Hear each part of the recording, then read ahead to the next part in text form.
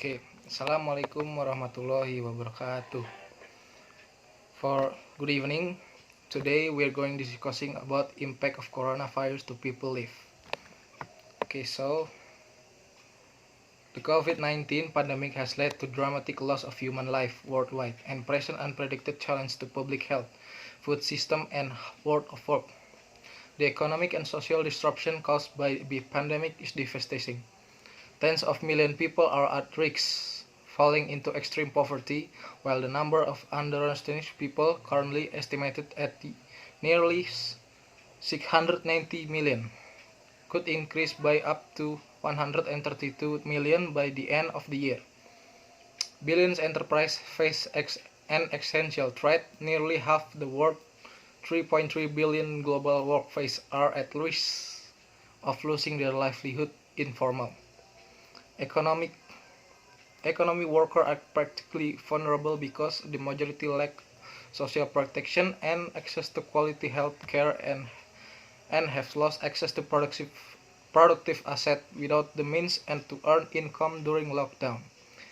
Many are unable to feed themselves and their families. For most, no income means no food, or at best less nutrition food.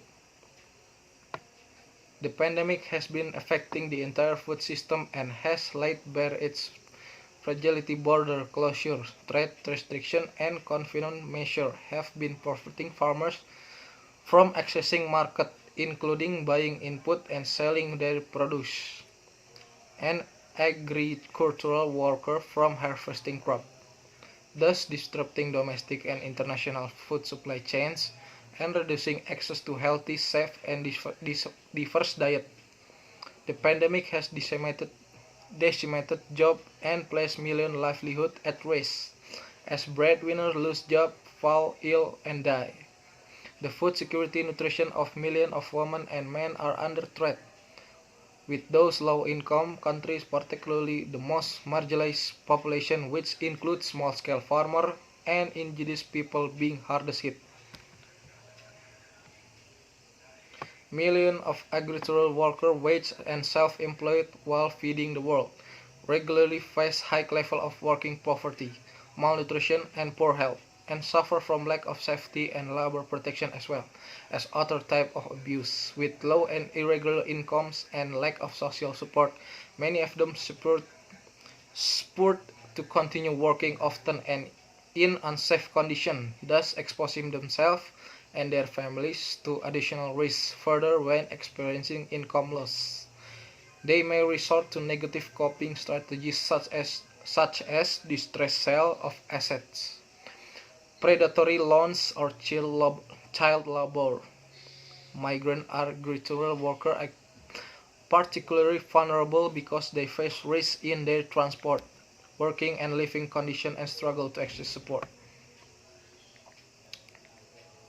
Countries dealing with existing humanitarian crises or emergencies are particularly exposed to effects COVID-19. Responding swiftly to the pandemic while ensuring the humanitarian and recovery assistance reach the most in need is critical.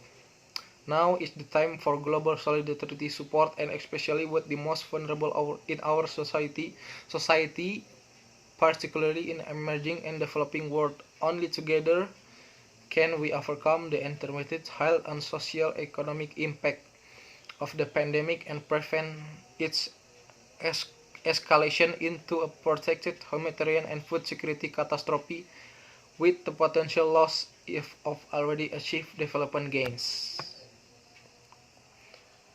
So basically, we must rethink the future of our environment and tackle climate change and environmental degradation and with ambition or urgency. Only then we can protect the health, livelihood, food security, nutrition of all people and ensure our new normal is a better one. That's everything for today. Everything we are discussing about. Thank you. Assalamualaikum warahmatullahi wabarakatuh.